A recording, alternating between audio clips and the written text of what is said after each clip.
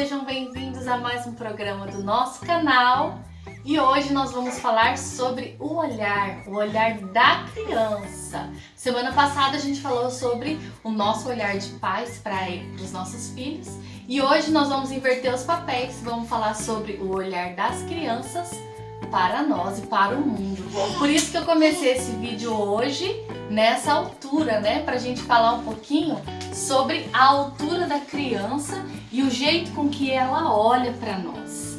Então a criança, na verdade, nos olha nessa altura que vocês viram aí. E é por isso que é importante a gente refletir um pouquinho sobre como a criança tem nos olhado e como nós temos olhado a criança. Né, filha?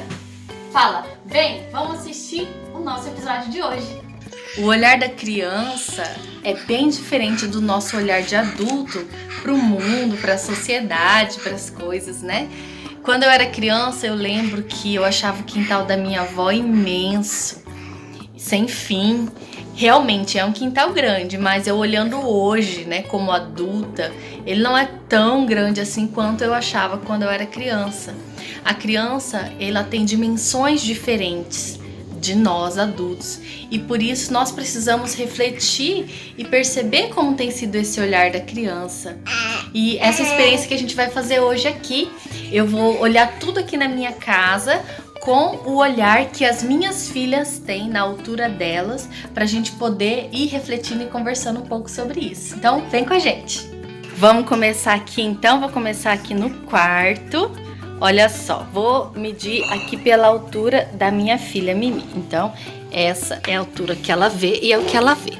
Bom, como ela vê a minha cama alta, né? Ela não consegue alcançar, porque realmente é um lugar que ela não precisa alcançar.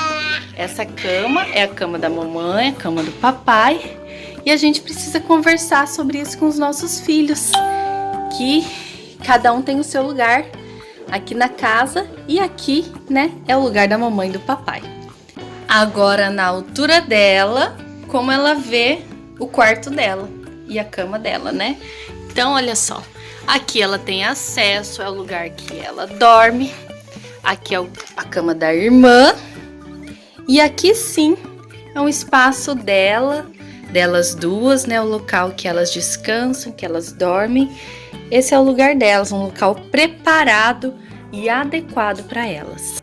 Espelho. Olha só, esse espelho aqui não tem significado para elas, porque elas só conseguem ver a porta, o teto, parede, não conseguem ter acesso. É um espelho para nós adultos, para nossa altura, não feito para a altura delas. Agora aqui um espelho adequado para elas, na altura delas, que elas podem ter acesso e interação.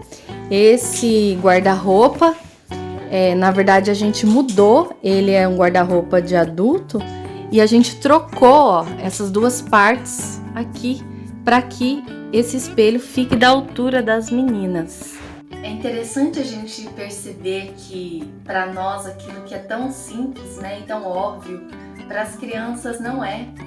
Que às vezes os espaços que a gente organiza dentro da nossa casa é de acordo com o nosso olhar, a nossa necessidade. E a gente muitas vezes não percebe que a criança tem as necessidades próprias dela e que a gente precisa também permitir que ela tenha os seus locais, os seus espaços adequados. Então é importante a gente pensar nos locais que são delas. Então, por exemplo, esse quarto é delas. Então a gente montou e pensou ele adequado às necessidades dela. Isso não vale para a casa toda, como eu mostrei para vocês. O meu quarto, ele é feito para mim, para as minhas necessidades e não para as dela. Então, cada um tendo as suas necessidades supridas, tem locais e ambientes adequados. Os ambientes que são comuns têm espaço para as duas partes. Então, na nossa sala a gente tem uma mesa, uma cadeira da altura delas que elas podem fazer as atividades. E da mesma forma, a gente também pode propiciar para elas objetos que façam elas alcançar a nossa altura. Então, elas têm uma cadeira, um banco mais alto que elas alcançam para que a gente possa sentar todos juntos à mesa.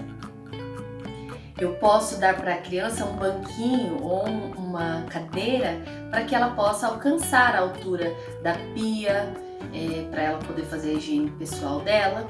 Se a gente não pode abaixar para alcançar a altura dela, a gente pode levantar a criança, suspender a criança com o auxílio de uma cadeira, um banco, né? E pensar esses espaços e pensar o que a criança tem olhado e como ela tem olhado é muito importante. Mas muito mais do que organizar os espaços para o olhar da criança, nós temos que, como pais, nos responsabilizar no olhar espiritual que a criança tem para o mundo, para a família, para Deus. Nós temos que, como pais, prover para as crianças esse olhar. Como os meus filhos têm olhado para a família, como os meus filhos têm olhado para a vida espiritual delas.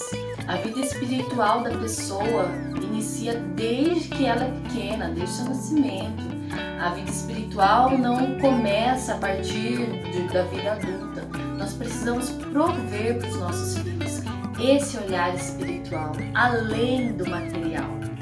É importante sim a gente se preocupar com toda a organização da casa, dos espaços, mas nós precisamos ir além disso e oferecer aos nossos filhos esse olhar para aquele que é o mais importante, para Deus, que é o nosso Senhor, o nosso Salvador. Falar para elas da importância de olhar para esse Deus e se reconhecer como filhos amados, se reconhecer como pessoas necessitadas desse amor e dessa misericórdia, para que eles possam carregar esses valores para a sua vida, para a sua história, dar sentido e dar significado para a vida e para a história das nossas crianças. Espero que você tenha gostado da nossa reflexão de hoje. Continue colaborando conosco, com a nossa comunidade.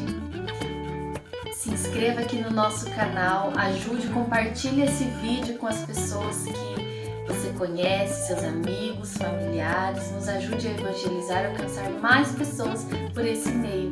Deus abençoe você e até a próxima. Tchau, tchau!